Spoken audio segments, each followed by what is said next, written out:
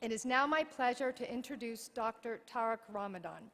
Dr. Ramadan has been named by Time magazine as one of the 100 most important innovators of the 21st century. He occupies a unique place among leading Islamic thinkers. A Swiss national, he is a well-respected professor of philosophy at the College of Geneva and professor of Islamic studies at the University of Freiburg. In 2004, Dr. Ramadan was appointed Henry R. Luce Professor of Religion, Conflict, and Peacebuilding at the Kroc Institute at the University of Notre Dame in Indiana. Dr. Ramadan has written more than 20 books exploring the difficult issues of reinterpretation and reform within Islam itself and between the Islamic world and its neighbors around the globe. His books include, among others, The Quest for Meaning, In the Footsteps of the Prophet, Lessons from the Life of Muhammad, and Western Muslims and the Future of Islam. He also has published a total of 700 contributions or articles in collective books, academic reviews, and magazines. Dr. Ramadan serves as an expert in various commissions linked to the Brussels Parliament and is a member of several working parties concerned with Islam in the world and on the continent. Dr. Ramadan's talk will be on speaking truth and building power.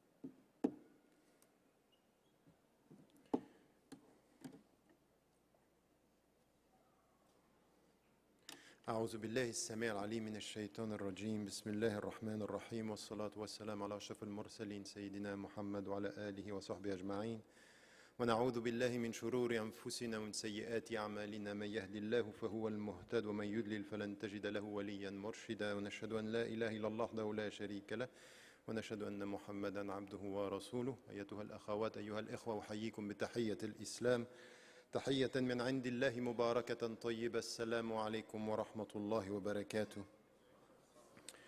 Once again, I want to thank the organizers for this invitation here and to do something about 10 years later, where we are, what we have in which way we have to assess what is happening and what is the way forward. And I think it's our responsibility as Muslims, it's your responsibility as Americans, and it's the responsibility of the thinkers, the intellectuals, the Muslim scholars, and all the scholars, by the way, who are trying to work for peace and better understanding, to come to a discussion about what is needed today and in which way we have to deal with the situation. Because the situation is, and as Karen Armstrong was saying, and once again, I am a great supporter from the very beginning. She asked me to be involved in this Charter for Compassion, in the first group of scholars, and I think that it's an important project, endeavor, and gathering the people to come together. And as she was saying, it takes effort. It's not going to be easy, it's difficult, but it's crucial. It's the heart of our respective traditions, with God or without God. 2 days ago, we were in Montreal with the Dalai Lama, and we were talking about that, and he once again took exactly the same example when it comes to Ar-Rahma, Sirat Ar-Rahim, the wound, and all this dimension of the image of the mother with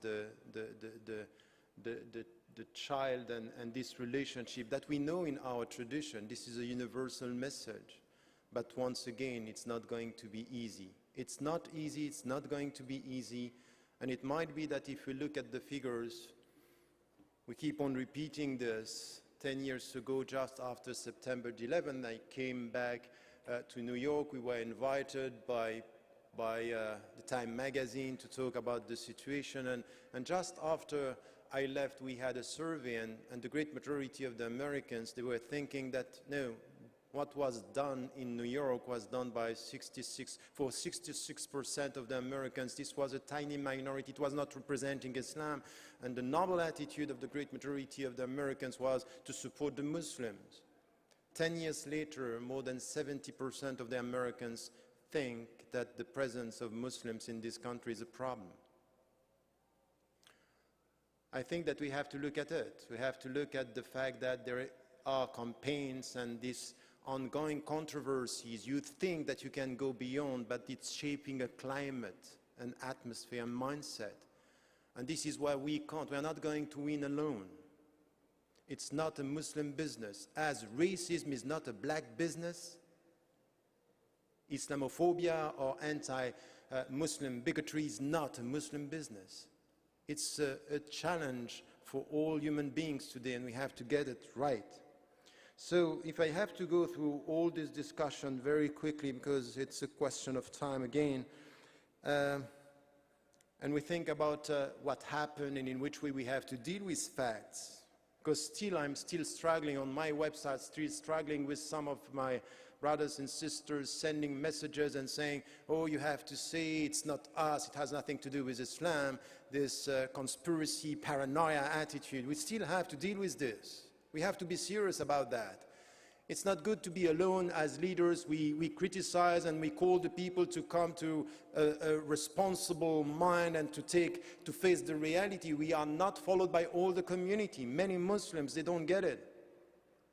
So we have to be serious about that. Someone who is leading the community should listen to what is said within the community. It's a serious matter. And the point for me is not to deal with what I don't know, because there are many things I don't know. And for anything that I don't know, I'm right to ask questions. That's the way. Yes, I have questions about what happened. Of course I have questions. When I was in the task force in the UK, I was asking, why don't we have an independent inquiry to know what is happening? Because there are things we don't know. Questions are legitimate. But still, even though there are many things that I don't know, I have to take a stand on what I know. And this is where we are. What happened, I don't exactly know what happened, but I know that some Muslims today and yesterday, 10 years ago, they were saying that in the name of Islam, you can kill innocent people the way it was done. On this, I have the moral duty to say no. That's not Islamic diversity. There is an accepted diversity among Muslims, but if you tell me that in the name of my religion, our religions as a majority here, it's right to kill innocent people, I should stand up and to say no. Not only it's not Islam, no, no, no, no. No, please, remember. Just if we like what you are hearing, just think about it and take it as a responsibility to convey it outside. I don't like anything which has to do, once again, it's not a fatwa about the halal or haram dimension, it's just, you better think about what you hear. So my point is really to take a stand on what we know and to say that in the name of, there is an accepted diversity in Islam, but this is outside the accepted diversity. This is something which is wrong, and we have to say it. Now, as I am saying, as for what we don't know, we will carry on asking questions, and this is right. Because we might be citizens and ordinary citizens. But what we are telling to every single government and our government, we are voting for you to have a mandate. And the mandate that you have is to tell us the truth. What you did in Iraq was wrong because you lied. You didn't say the truth. And our responsibility as citizens is to stand up and to tell you, we are not going to deal with power in a way which is to forget about our rights. We have, as citizens, the right to the truth. We want to know what is happening. So when things have to be condemned, we have to condemn them in a clear way, but we are also holding our governments accountable for what they are doing in our name. And this is something which is important as Americans. You are American citizens. You should stand up and to dare to ask your governments the successive governments, what is done in your name, because it's a question of dignity. To be silent when people are going to kill innocent people in Iraq, in Afghanistan, is not dignified. A silent citizen who is accepting that his or her government is doing this, it's not dignified. You are not playing the right role. You are not the right citizens we are expecting in this great nation. So I think that here there is a responsibility that we have to understand, and by condemning on the basis of what we know, we also have here to get this critical loyalty that I'm always talking about. The critical loyalty is now, after 10 years, and I said this very quickly after September 11. Remember, it was, I was at an ISNA convention, it was, I think, in 2002, and I saw Muslims coming with a stamp here, proud to be a Muslim. I'm saying, I'm sorry, I don't like that. Proud to be a Muslim is not a stamp that you have on your heart, it's a light that you have in your heart. And you don't have to show it in that way. No, no.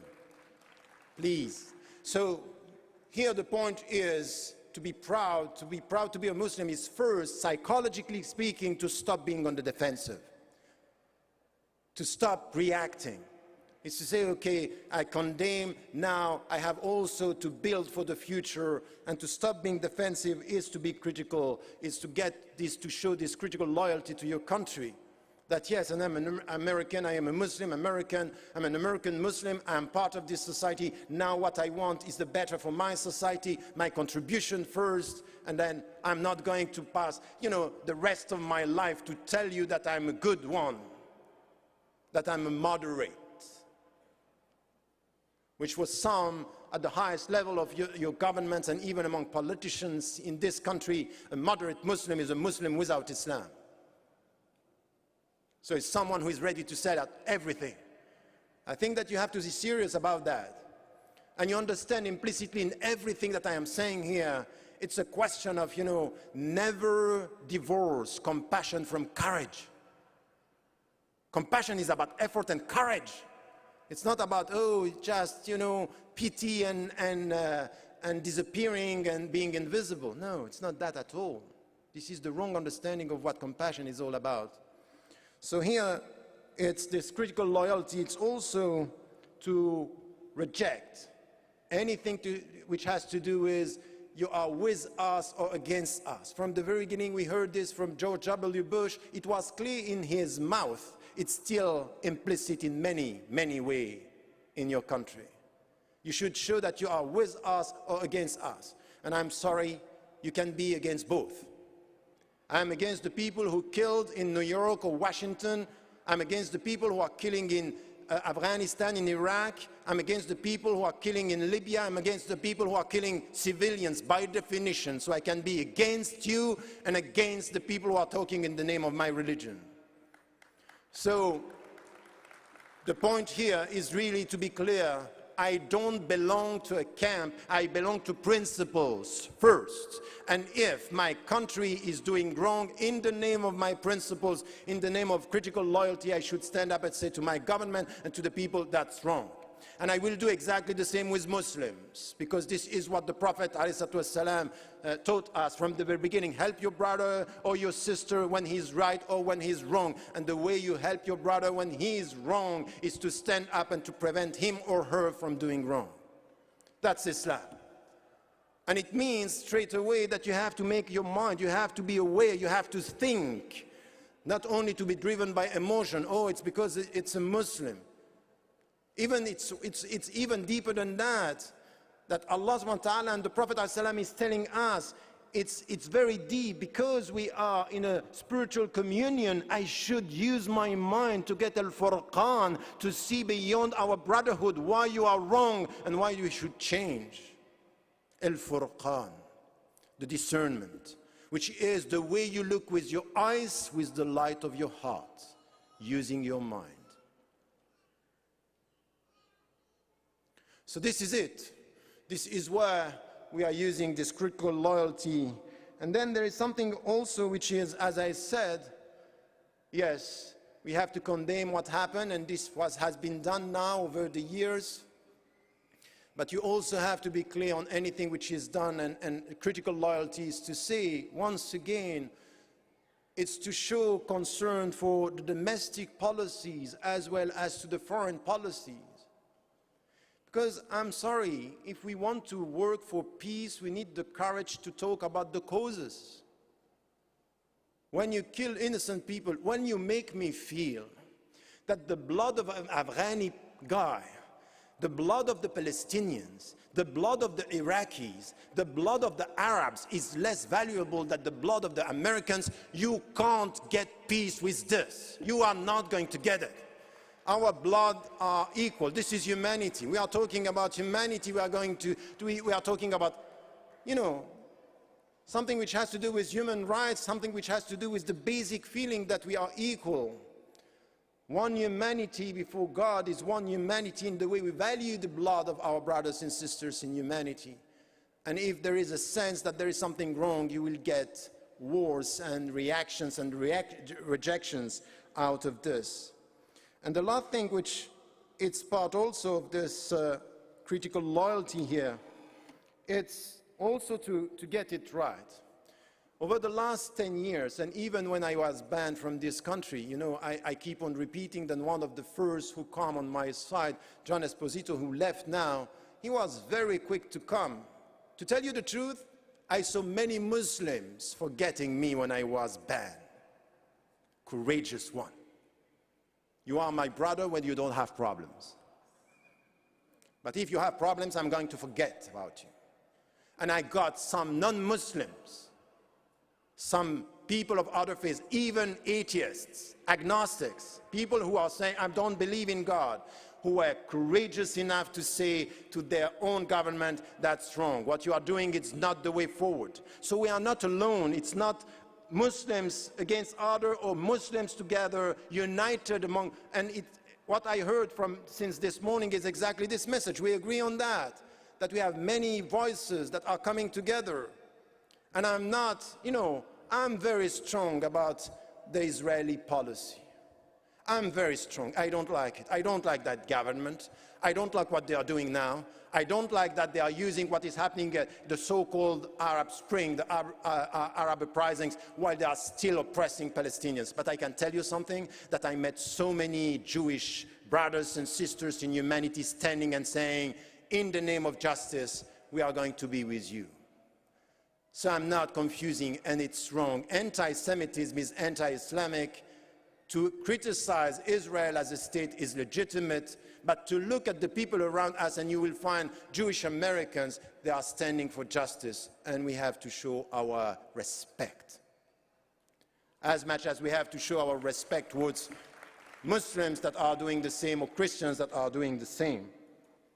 Now, having said that, we come to what is our problem, how we're going to solve that, how we can move ahead. And as I was telling you, I just wrote an article on my website, and I got some reactions that are quite disturbing about daring to be free. My point today, when I speak about September the 11th, 10 years later, is really to ask and to say, not only to the Muslims, but also people of other faiths, it's time also for us to dare to be free. And to ask ourselves, what is this freedom that we are talking about? Beyond, being on the defensive, apologetic, we have to stop being apologetic about our faith, our values. That's over now. We have to come with something which is a liberation process. But the liberation process, it's manifold. It's multidimensional. It has to do with spiritual liberation. It has to do with psychological liberation. It has to do with intellectual liberation. It's many dimensions here that are needed. And when I speak about spiritual liberation, it's really to stop being, when we are saying don't be apologetic, it's to come back to the strengths of what spiritually means, the very essence of La ilaha illallah. And what Sheikh Yasser Qadi was saying right now, just before us, is something which has to do with this power that we have to get from our heart. The very essence, the very understanding of La hawla wa la quwwata illa billah, that we know it's the essence of our religion. So to come back to this spiritual liberation is once again the way we are avoiding anything which has to do with following our emotions, and to come to, okay, let us come and try to work on ourselves, to work on our heart, to work on our being, to understand why do you think that we are fasting, that we are praying. It's all about this. It's to come to this very strong personality, to understand the very meaning of liberating ourselves from emotions, from something which has to do with the shirk al-khafi, the hidden association, that we have to get rid of that. So this is something which it's important. Spiritual liberation is something which by essence is giving every one of us autonomy, independence. That you come back to yourself and you are autonomous. You understand the meaning of a taklif, that Allah subhanahu wa ta'ala is talking to you. How do you use your mind? How do you use your heart? How do you use your wealth? How do you use your time? And I'm quite worried about things that I'm seeing now in the West, even in the United States of America, and the way we are dealing with new trends of Sufism. Be careful. Sufism is Islam, is the heart of Islam.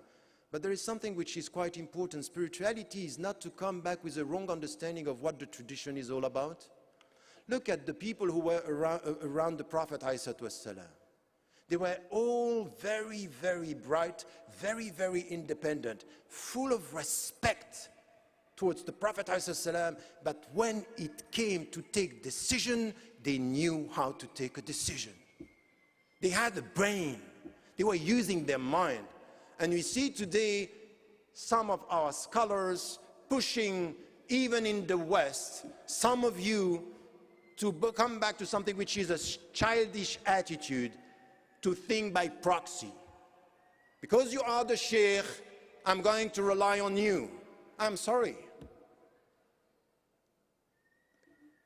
Al-Hubab ibn Mundhir, when he came in Ghazwat Badr, and he saw the Prophet ﷺ coming with a strategy in a situation of war, he came to him and he asked him, look at this, a companion talking to whom, not to me, to the Prophet ﷺ, say, is this coming from God? Look at just the way he was courageous enough to come to the Prophet ﷺ. I have a question. Is it coming from God? Because if it's coming from God, ala sama wa ta'a, I'm not going to talk. But if it's coming from your mind, I have something to say. We had scholars, companion coming to the Prophet ﷺ, challenging his thoughts, his strategy. And now in the United States of America, in Europe, we have followers of some shuyukh. They don't use their mind. You know what? There is one condition for al-murid to follow a murshid. Someone who is in the Sufi circle, there is one condition. I'm ready to kiss your hand as long as you protect my heart from worshiping you. I'm not going to worship you. By Allah, it's wrong. To put my mind in your mind is wrong. Because the only way I'm going to help you, my sheikh, is to have my mind looking at yours. This business of having childish attitude, I saw things, I'm sorry to tell you, I saw things in the way the people are following shuyukh that are very worrying. It's very emotional. It's not spiritual. It's not. Because spirituality, spiritual liberation is help me to be autonomous. Help me to think without you. Help me to pray without you. Help me to walk without you. Help me to be independent, because one day you are not going to be here. I'm facing Allah alone. Help me.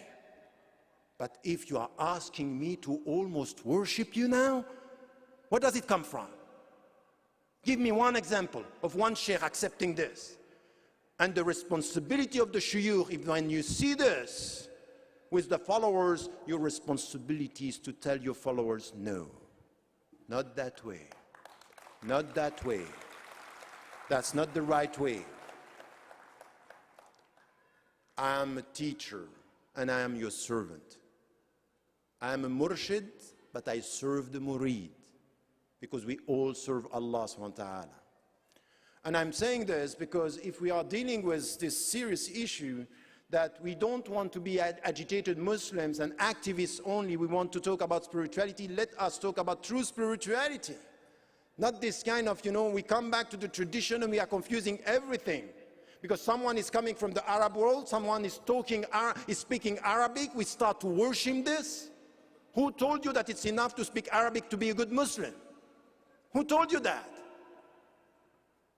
The good Muslim is with his heart. Allah subhanahu wa ta'ala is not looking at the way you talk when you speak Arabic. It's the way you talk with your heart, with the very essence of the Islamic principles and values. So this is something which here, it's essential in our understanding as Muslims. It's really to come to this. And I'm worried, I can tell you. And once again, I'm not talking about, Masjid al-Hussein in Cairo, where you can see, people very emotional, they are even losing their minds. I'm talking about the United States of America. I'm talking about people that I have seen in Canada, in the States, in Europe, people who have PhDs that are ready to give everything because they are following a sheikh, losing their mind without understanding what it means to be spiritually independent. Now, the other thing which is important is the psychological liberation. Because we are under siege, it's a psychological war. I don't know if you read what was published in the New York Times about the people who are behind all this business against the Sharia bills. You know what they are saying? And I said it before, I said it when I was facing this in Switzerland and in France. They don't care about succeeding, in fact. The point is not to succeed to have the bills done. It's to create an atmosphere. It's the climate. It's to spread around something. There is a problem with Muslims, and you end up having more than 70% of the Americans thinking that you are a problem. So they are sending just the message. You succeed or you fail, you succeeded. Even if you fail in law and the legal dimension, it's a success. Why? Because the atmosphere is there. There is a problem. Now, when you deal with this, you have to use your mind. And you have to understand it's psychological that you are under siege. Sometimes you think about it, but you end up still being on the defensive. And then you have to think, how am I going to go beyond that? And you come back to the Quran. كما أرسلنا فيكم رسولا منكم يتلو عليكم آياتنا ويزكيكم ويعلمكم الكتاب والحكمة. Look, the relationship here that Allah subhanahu wa ta'ala sent messengers from you, in you, to do what? التزكية والعلم. التزكية, spiritual liberation, and bright with your mind. You think. Because one is helping the other. The more you think, the better you are protected with your heart. And the better you work on your heart, the better you are going to think. And this is what the spiritual teaching is this. رَآهَا مَنْ رَآهَا. You look at things with your mind and with your heart, but you need to work on this psychological liberation. And the psychological liberation is a stand, is a dignified attitude that you need to have. At the beginning of the revelation, what we got is وَاصْبِرْ عَلَى مَا يَقُولُونَ وَاهْجُرْهُمْ هَجْرًا جَمِيلًا. So be patient, perseverant, endurant with what they are saying. They are going to attack you. But it's not only to be patient. وَاهْجُرْهُمْ is take a distance, but not in any way. Jamil, with dignity. It has to be beautified. It has to be, you need to take a stand. You need to have something which is an attitude, a noble attitude, dignified attitude. And you can get this psychological liberation when you work on the spiritual liberation. Because the first attitude is really not, don't let the people decide the way you have to react. When they are nervous, you are nervous. When they attack, you attack. No. وَعِبَادُ الرَّحْمَنِ الَّذِينَ يَمْشُونَ عَلَى الْأَرْضِ وَإِذَا خَاطَبَهُمُ الْجَاهِلُونَ قَالُوا يَا سَلَامَ قَالُوا سَلَامًا. So you don't decide my reaction. I decide, because this is my psychological liberation. I'm free, and I dare to be free. You want my nerves? This is my peace. You want my emotion? This is my mind. You want my neglectfulness? This is my dignity. This is it. This is the psychological, and you will find that even, Yaqub alayhi salam, when he's talking to his sons, they are trying to mislead him. Sabrun jameel, wallahu al-musta'an, with dignity. You want me to think bad? Sabrun jameel. It's going to be not only sabr, but jameel. It has to be beautified, dignified. Think about this. Think about this psychological attitude. When you think about this, it's the way you react. No, it's the way you act. It's the way you behave. This is where you are becoming full of dignity. And as it was said, Imam Zayd Shakir said it this morning, idfa' billati hiya ahsan. Il-ahsan is the best way. It's respond with the best way. وَجَادِلْهُمْ بِالَّتِي هِيَ أَحْسَنُ. Talk to them in the best way, the substance and the form. This is the psychological liberation. But we all agree on that. It's important to work on this, and this psychological liberation is part of what we have to do. Thank you. Now, there is one dimension, which is the intellectual liberation, which is important in our way of dealing with all this.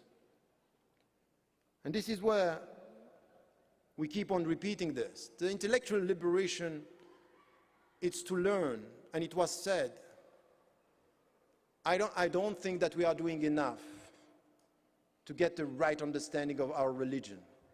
And once again, you can go to Muslim, I did it myself. All the ijazat I got were coming from Muslim majority countries because I had nothing in the West. I went there, I spent time, and this is where I got all that. But now it's time for all of us, and it started what Imam Zayd Shakir, Imam Sheikh Hamza Yusuf, and others are doing in the country, and so institutionalizing our presence. We need institutions. We need to teach. We need to learn here. We need to get it from here, in our language, in our cultural language, in our intellectual cultural language. It has to be American. It has to be Islamic and American. This is why I don't speak about Islamic culture. I always qualify the culture when I put Islamic. So it's Islamic American culture. But Islamic culture doesn't exist per se. Islamic American culture. And even in American cultures. And exactly the same in Africa. There is not Islamic culture. And this was a discussion that I had even with Shuyukh. One of the points on which we disagreed with Sheikh Yusuf al-Qaradawi was about this. With all due respect, Sheikh, I don't agree on that.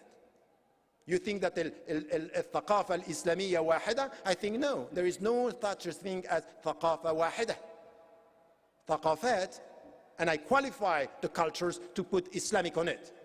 So Islamic as to the principles, American as to the culture itself. So it's a diversity, and this is where we need to get this intellectual liberation, understanding our religion in the light of our culture. And then to understand is not only to get knowledge, it's to understand. Stop worshipping the quantity, but follow the quality of knowledge, which is adapted. You know the principles and you know the environment. And this is why you need to read much more about the environment, the society. We have a project coming in. One of the main projects that I'm now focusing in is really to come with ulama al-waqi', ulama al-nusus, scholars of the text, scholars of the context, and to come together to an applied ethics, a contemporary applied ethics. It will take 10, 20 years, but I want to focus on this. By doing this, which is really important, al-tashri' al-islami wal-akhlaq, is to think about the Islamic rules in the name of the ends, the goals. But we need this intellectual liberation to come to our understanding. No one is going to make it in America if the American Muslims are not going to be involved in this. And it's serious. It's not only 10 years later to come and to speak, we are people of peace. I don't care. To tell you the truth, I don't care. I prefer to be and to show that we are people of knowledge, because with knowledge comes peace. But no peace without this knowledge that is so necessary. So come as people of knowledge, take all, and don't be childish. Just dare to speak and say what you think to your scholars, as I said. You know, we are witnessing today what is happening in the Muslim majority countries, in the Arab countries. You know, in Tunisia, in Egypt, the people going in the streets and saying, we are not going to give up, we want you to go out of there. And they succeeded. It's still unsettled. Be careful, be cautious. I'm cautiously optimistic about what is happening there. I'm just writing a book now about Islam at the time of the Arab uprisings. And all the facts that I'm gathering are worrying. Lots of things are happening that we have to be very aware of. It's not as easy as that. But at least we have to be on the side of the people. But when you have scholars, Muslim scholars, telling us that in the name of Islam it's wrong to protest. Look, it's wrong to kill innocent people. But if I go to the streets with no weapons and I say to the dictator, get out of here, this is Islamic. Don't tell me it's not Islamic. Don't tell me it's not right. So even when I heard, you know, he was my teacher, and with all due respect, Sheikh Ali Goma, what you said to the people that they cannot be in the streets in Egypt, that they have to go back to the mosque, I'm sorry to tell you I disagree. And it's my right to disagree. With all due respect to your knowledge, I don't agree with your opinion. And your opinion is a worldly opinion. It's not a fatwa. Don't make a fatwa. Don't make it. With all due respect, when the people in Syria are now in the streets, they are killed, they have no weapons, they have no help, and you hear the voice of Sheikh Saeed Ramadan al-Bouti saying that this is not Islamic, I'm sorry, with all due respect to your knowledge, I am on the side of the people who are in the streets in Syria saying to this government it's wrong. And this is my help to the shuyukh. If you are shuyukh, you have to listen to what the people have to say. But don't confuse your religious opinion and fatwa with political stand that are your personal opinions. No, but don't clap. It's easy. You know, clapping and to show that you are courageous in this room today, it's easy. It's too easy. Stand up and be able to say that. Be able to show that you are ready. This is your intellectual liberation, is to know, to read, to get your own opinion and to say it with all due respect. Even, you know, we learned this even when Musa alayhi salam wa Harun was sent. وَقُلَا لَهُ قَوْلًا لَيِّنًا, with all due respect, with soft voice, but with clear understanding. So this is something that I want to repeat here. It's part of the intellectual liberation that is needed, and it means that intellectual liberation comes with courage. I kept on repeating this. Courage is what is needed to be free from this pressure, the psychological pressure, the emotional driven attitude, and to come to a better understanding. And my last words here when it comes to all this is to understand, and I repeated this, that we have lots of people with whom we have to work now. We need to get rid of this victim mentality and this ghetto mentality and to come. You have political parties, you have institutions in this country. You have people who are ready to work with you, not only one or two.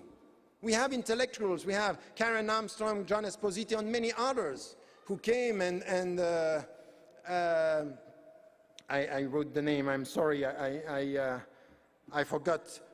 You were with us this morning. Cordell, yes, and we talked just before, and what you were saying and the way you were saying it, it's the way we have to work together. Now, it's beyond that. It's you in your daily life with your fellow citizens, with your fellow Americans, to be involved in all this discussion in your institutions.